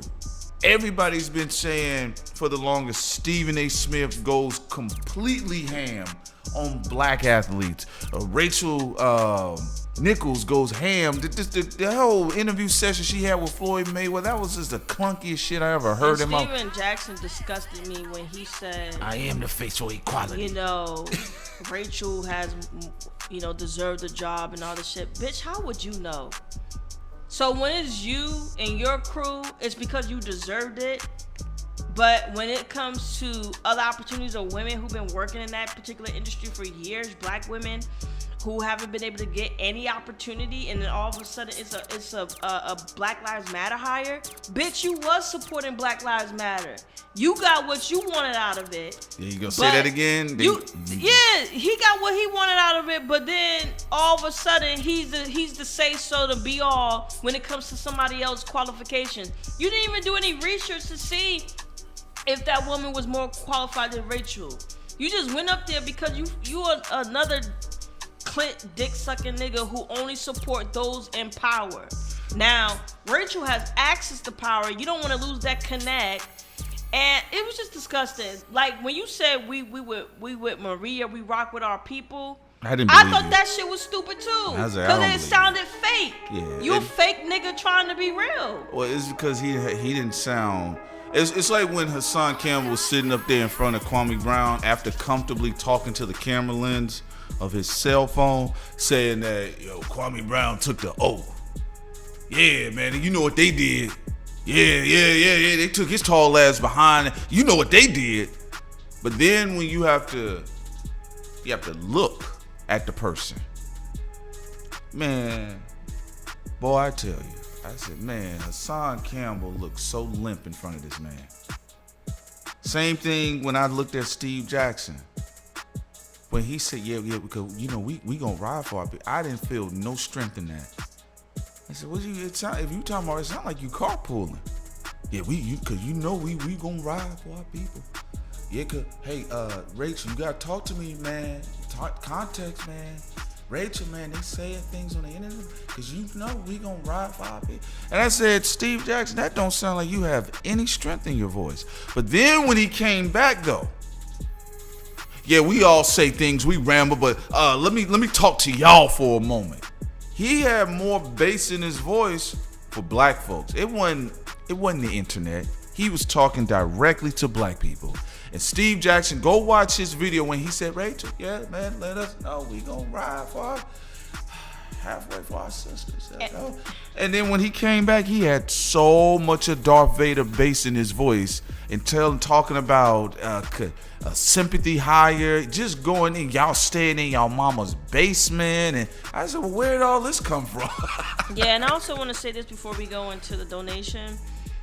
Personally, for me, looking at some of this stuff, it's what's the word that I wanted to say for this? With Steven Jackson and Rachel and all this other stuff. Pootie Tang. It's all Pootie Tang, idiocracy, Mike Judd type shit. Yeah, it was a word that was in my mind and I'm now forgetting. Come on, Sam. Don't let your thoughts be bamboozled or hoodwinked. Oh, man. You know what I'm saying? Boom. I can't remember. Let's just go to the chat and then hopefully I'll remember afterwards the donation. The real Aaron Collins says the black sector of YouTube stays in hot mess, unfortunately. And I will say this, real Aaron. I would say the non-creative space. There is a huge, thriving, artistic black sector of YouTube that they're collaborating with each other. They doing dance videos together. It's a huge, they get 2, 3, 4, 5 million views. There's a huge sector of black YouTube that are artists and they're just working. They're just doing their thing. And white YouTubers, I mean, you saw Jimmy Dore, the Young Turks. Well, the Young Turks did try to smear Jimmy, but you have a lot of them arguing and fighting and stuff too as well. So it runs rampant on all. Well, it usually happens when people that's just espousing ideology. You know, they just like, oh, I disagree with what you think. You disagree with what I think? Let me get my audience to come at your audience. This situation between Hassan and Kwame further shows that we got to do better. I think you all are doing better. I honestly, there's a lot of you all that reserve your patronage. Some of you all, sometimes y'all choose to boycott people. Sometimes y'all just move on to something else. One thing I do see more than ever now is that people, they don't burn for people like they used to online, you know, especially in the YouTube space. Just say, I disagree, you know, or I'm just unsubscribing. That's also, it. Miss Leora said black men are the only race of men who are hated by their own women. That's not true. There's a lot of white feminists who don't like white men. And they tried to, if you go back to history books, you go to Susan B. Anthony, she was trying to recruit black women to disengage with their community and be just for, you know, womanhood, or not really womanhood, feminism. And she hated white men. And she wanted, you know, even when she was talking to Ida B. Wells, she was angry or irritated that Ida B. Wells was in love with her husband. So, I mean, we got to stop with those type of tropes too. I understand that in our community we have things that we need to work on, but you have to remember, you have different think tanks that influence policies. So, for example, let's say you have a think tank that is in science, and you know they give you the talking about IQ and quotients and different things like that, and then they say, black people are intellectually inferior. So then you start seeing policies based off of that, like what we saw, less fundings for black children in the school system when the bell curve came out. So we, even when you're talking about that, that's a part of one of those institutions. Even when you think about feminism, where it's not about womanhood, it's not even about women gaining rights, it's more about women hating men. Just like you have institutions that are about men hating women. Anytime you give a gross characterization of men, women, or whatever other groups of people, and it's not just humor, it leads to a lot of horrific situations. Yeah, you know, and Kevin Samuels is healing the human race. So I'm just joking, y'all. I don't really care, as far as like what people watch. Cindy, that's what we call thought crimes. Like we talked about it. You know, people's thoughts are contraband, and I'm highly open-minded. Disagree with them, and it is. It's like not even disagree in a civil manner, and you see what happens. So, I think Hassan Campbell, he got a different type of education tonight. And one thing that it is true, whether you all agree with Kwame Brown or not, the metaphor for tonight's example stands. Hassan Campbell found himself in quicksand, and the more he swung, the faster he sunk, all the way to the bottom, where he landed. He landed on a base, and he said, fuck the people. And I'm gonna be honest with you all, that also ties into seeking a therapist too, because again, you've seen people get on the microphone, and it's kind of like what the corporations do, right? Well, let's think when we think about like dysfunctional rock stars or dysfunctional rappers, right? You know, these corporations, they're paying certain folks and they're elevating them to spread their trauma and trigger other people's trauma. Right, and you have white people spreading their trauma. Absolutely. You have black people spreading their trauma. I don't get into gender wars. You know, even we'll talk about Cynthia G. Also, thank you for the donation, OG baby. There are a lot of guys that do what she do, and a lot of women that do what she do, and that's on them.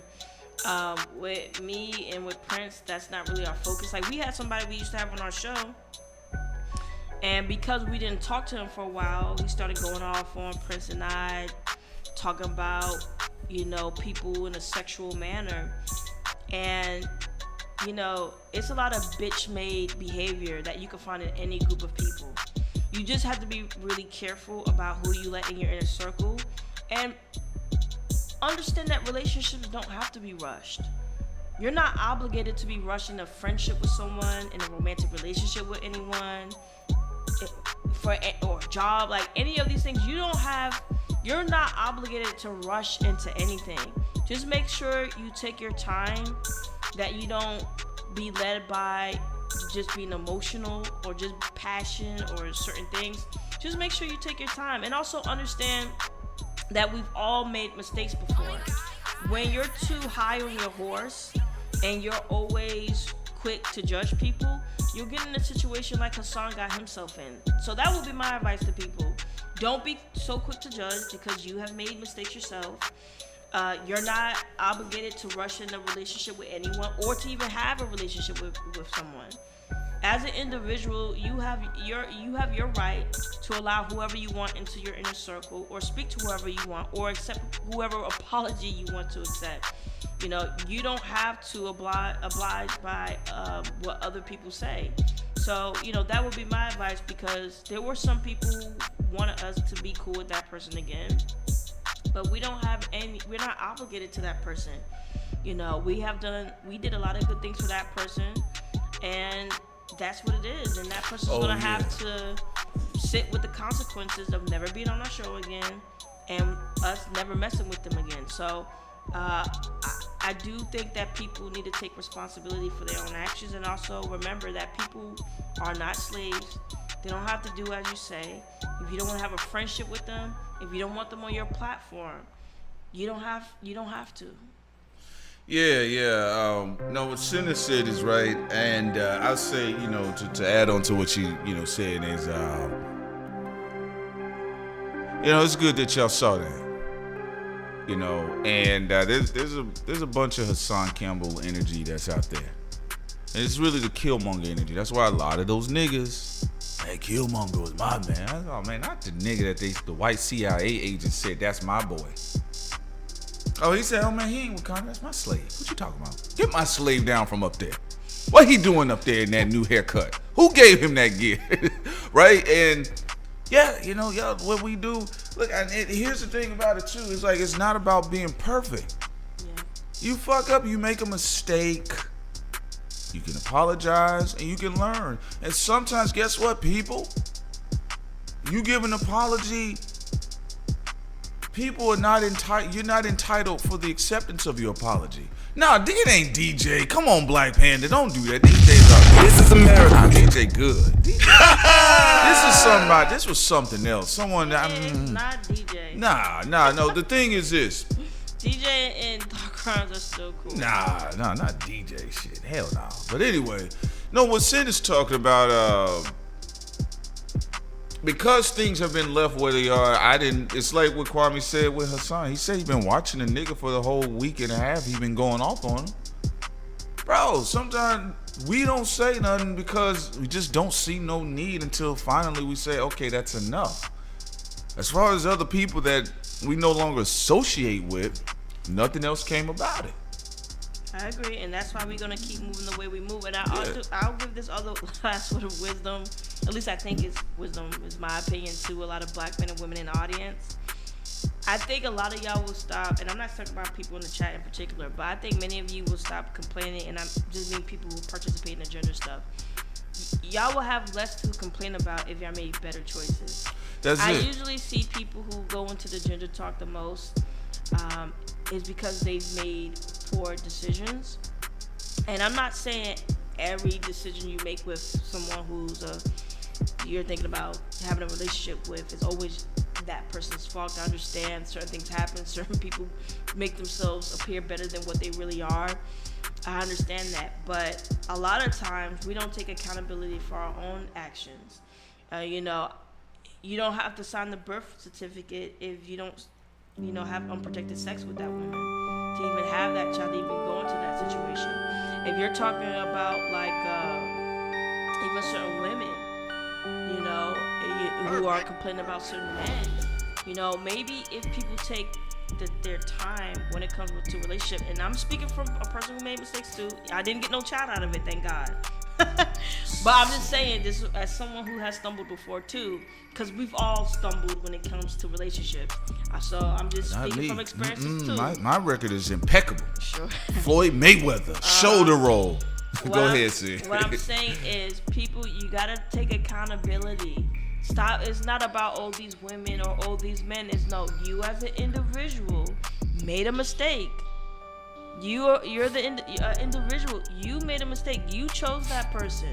You can't blame all women or all men for the choices you made. And a lot of the gender war thing or conversations is about people who've made poor choices who won't take accountability. 9 times out of 10, the stats show that in most poor relationships with men and women, is usually not 100% the guy or 100% the woman. In most it takes cases, 2 to tango. Exactly. It takes 2 to tango. In most cases, is both parties for different reasons. Well, I get so sick of this binary thinking. Oh, no. This is like, you pay for half of what you gonna do. I pay for half of what I'm gonna do.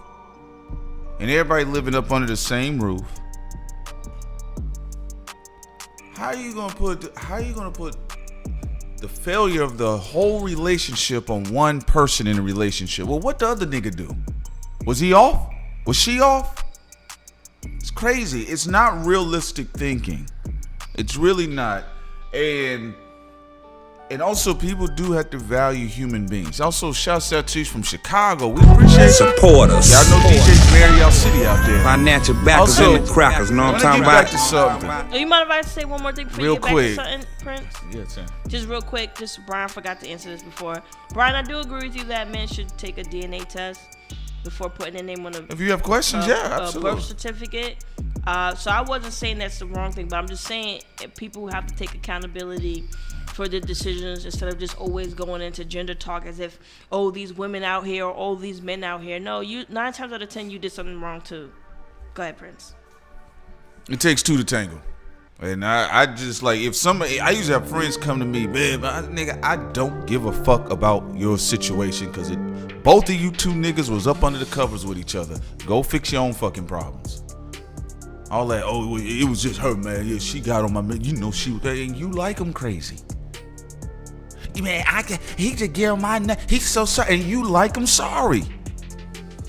So go on and be an adult and move around. That's the thing too on the internet. You know what? There's so many people with perpetual adolescence that when they got to the internet, they couldn't wait to be a kid again.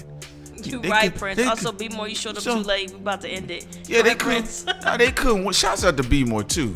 They couldn't wait to be a kid again. Ooh, yeah. That's people we don't mess with. I don't mess with it anymore.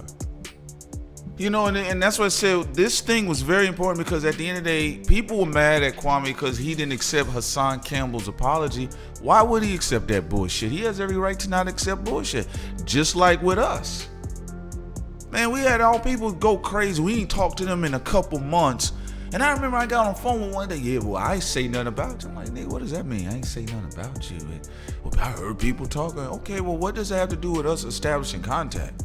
Oh, then you find out somebody going around talking up on the people's clothes. Yeah. And then mad at you because they fucked up. And because you feel guilt, that's something you need to deal with. You feel guilty, but you're trying to penalize other adults because you messed up, and unfortunately your dumb ass didn't know you had a conscience or you forgot, and your conscience is eating your ass up. That's what we saw tonight. Hassan Campbell's conscience was eating his ass up, and a lot of niggas are running around here, a lot of adults are running around here operating, thinking that, oh, I'm a sociopath. Well, I don't give a fuck. And you find out some of you niggas are the softest motherfuckers in the room. You do something bad, you crying about it in the room.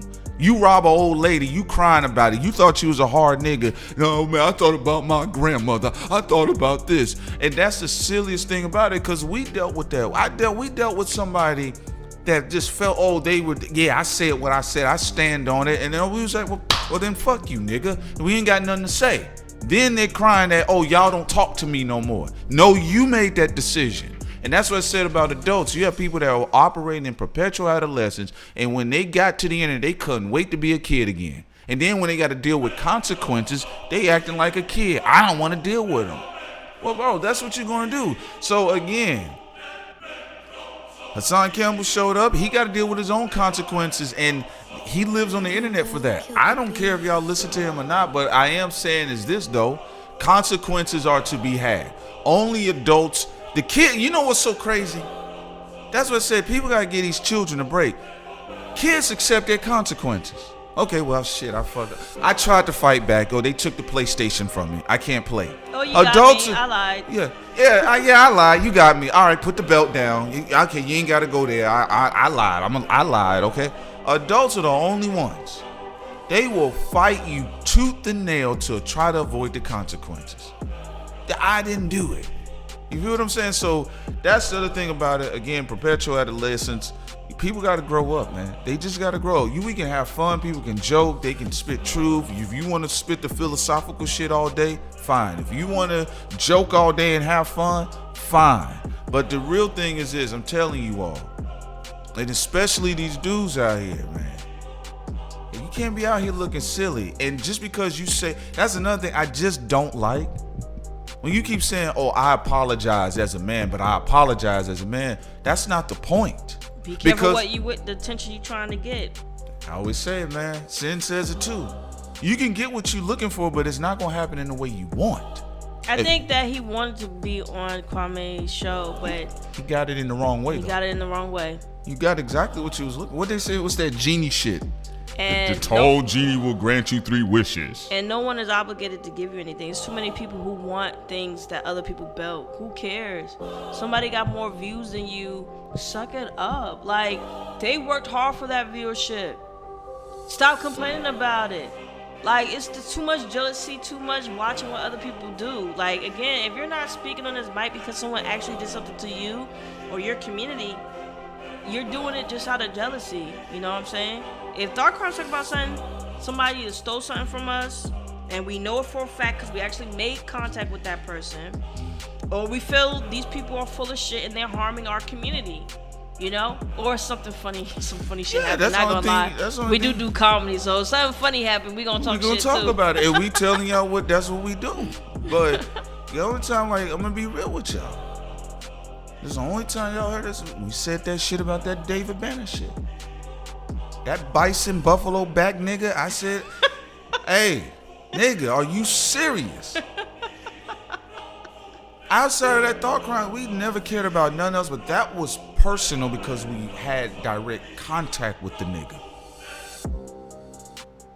So that's the only time you hear that, but man, we don't give a. Even when people come to us. Oh, and real quick, just to set it up. People come to us we didn't talk about him before he did that. Even though he unfollowed us and stuff, we was like, okay, that's his business. You can unfollow the end of the blocking. Yeah, you can block us and all that and not like us anymore. That's fine. Everybody, have their opinions. But when he was stealing, when you did all that nigga, extra now shit. we gotta talk about you. Yeah, you did all that extra shit. That's it. All that extra shit. But people come to us and they say, well, I think, these people take it from you. That people. All right, well, I mean, it is what it is. I mean, everybody, it's culture. It's called cultural diffusion. That's it. It's called cultural diffusion. And that means you're effective. And that's good. I mean, who wants to be the top nigga of everything? You saw what happened to Michael Jackson? So what happened? See what happened between Jay-Z and Dame. Look at this shit. Look at Jay-Z won't even let Dame breathe, and he fell for that NFT shit, and went and acted a whole fool. Jay-Z showed his whole ass. Niggas want to be the only nigga, then complain about being the only nigga being stressed out.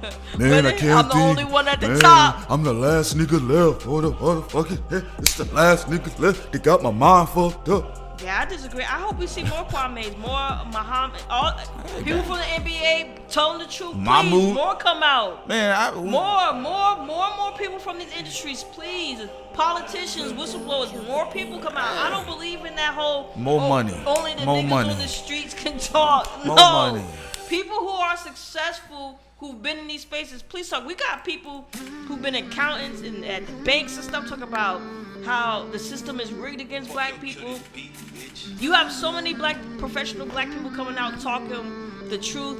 Even the accountant Reacts talk about Live Your Leisure acting funky and being suspect, giving him a cease and desist from that Charlemagne camp once again. So there's some cease and desist and bitches over there. I love it when professional black people go rogue and tell us what's going on, confirm what we already know, but also shed light to it to a greater, bigger, wider audience.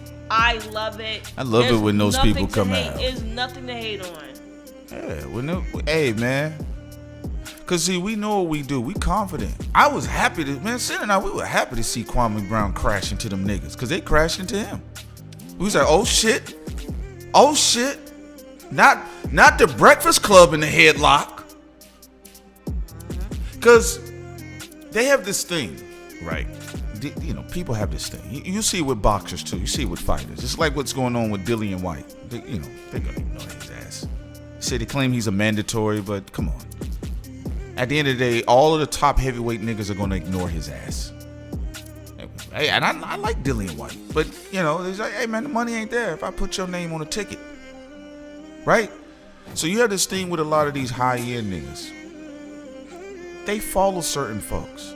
They may sit up there all day and listen to Prince Solomon and Sincere Ignorance. You got it so much so where people got notepads out, writing free jokes that are just online. Go to their iHeart funded and sponsored platforms. Say the same thing.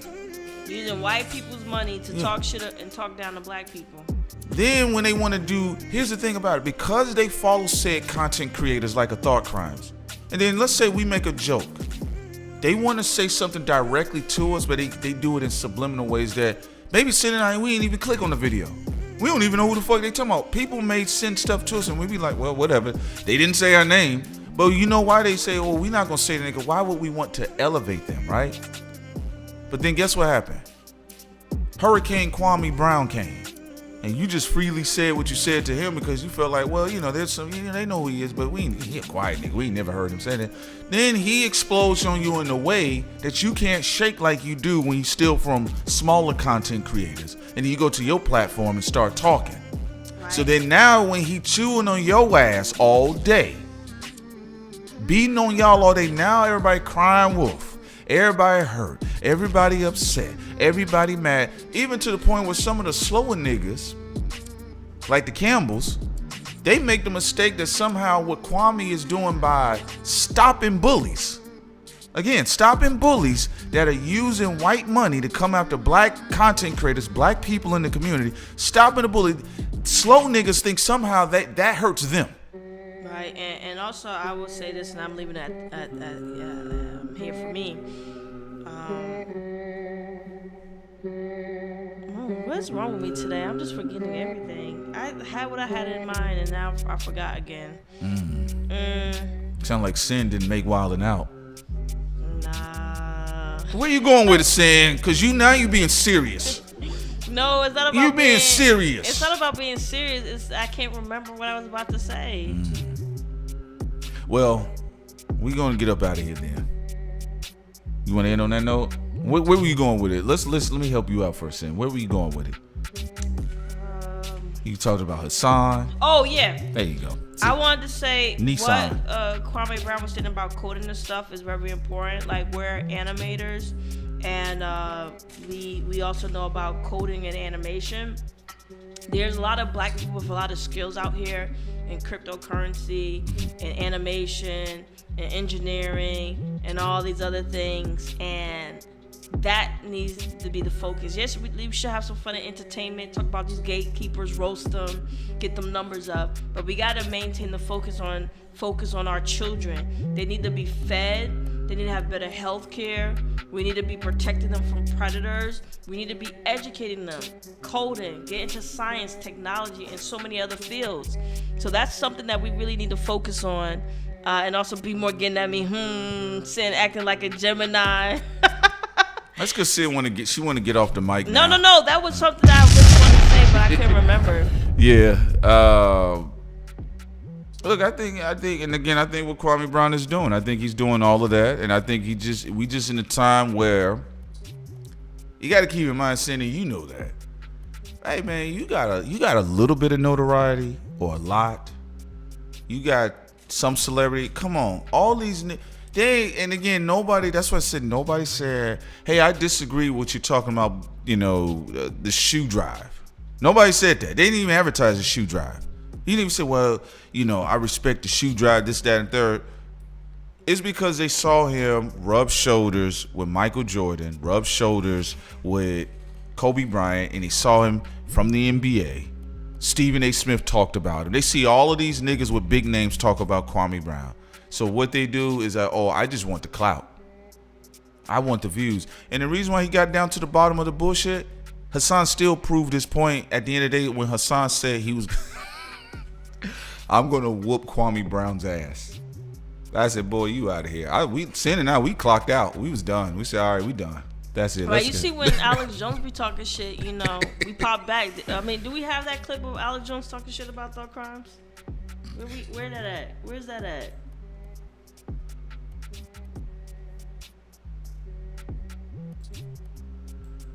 Ladies and gentlemen, we are back at the hour of judgment, and apparently it seems here one of the globalists front black puppets, Joe Budden,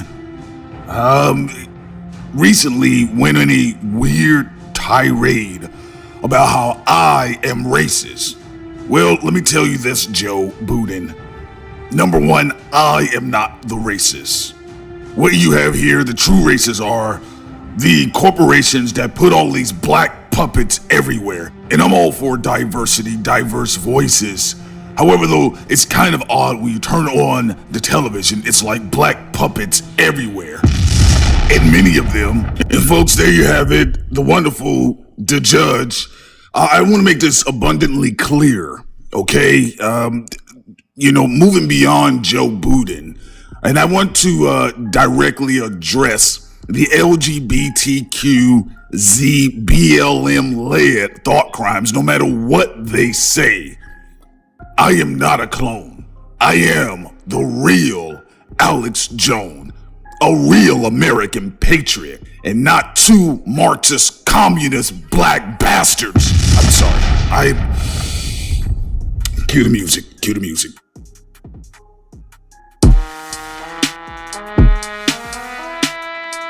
To this day.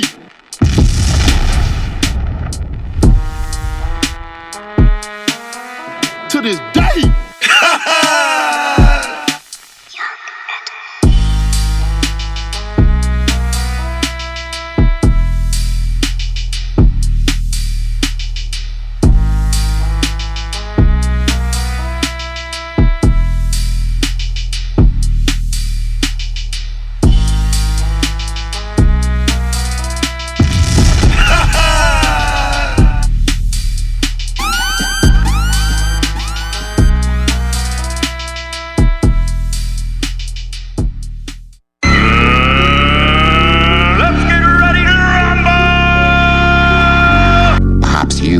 Turn your back on me. Is that a challenge? You either die a hero or you live long enough to see yourself become the villain. White folks are nosy. They have specials. Nosy specials. Why does a bee make honey? You ain't a bee. Why do you give a fuck?